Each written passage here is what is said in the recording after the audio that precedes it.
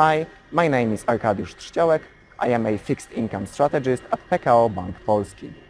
We believe that after a volatile beginning of the year, the shape of the Polish sovereign curve should not change materially. In our forecasts, we assume that by the end of the first quarter, 2-year bonds will reach 1.5%, 5-year 1.9%, and 10-year 2.15%. Yields on Polish government bonds surged in early January as the inflation data overshot the market consensus, rising towards the upper band of allowed fluctuations around the central bank's target.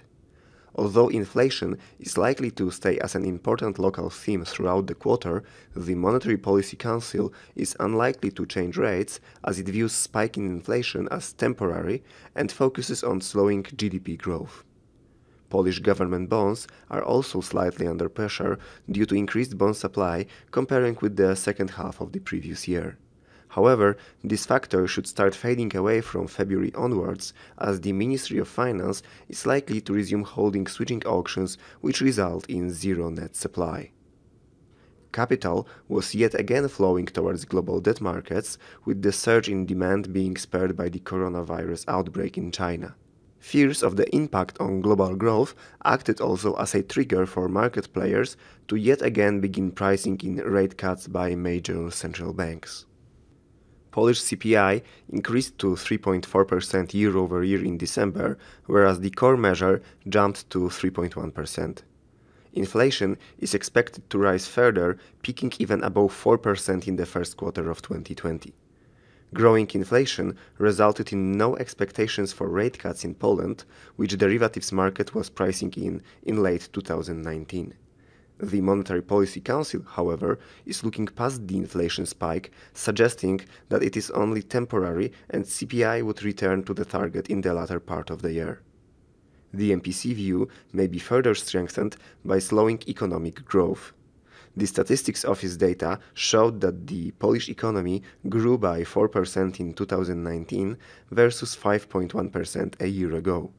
GDP growth is expected to slow down further in 2020, where the 3.7% seen in the government's budget is now above market consensus.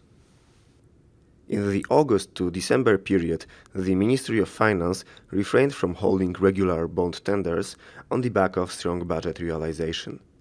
In the first quarter of 2020, the amount of POLGBs outstanding is set to increase as regular sales are back in the schedule.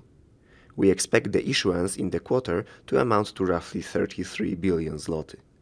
However, the negative effect of bond supply may start to fade away, as from February the ministry is resuming switching auctions, which will result in lower net supply. The debt authorities have already secured 62% of gross borrowing needs, which to a large extent was pre-financed in the previous year. Activity and survey-based publications are allowing for cautious optimism and may even suggest that the global economy might have bottomed out.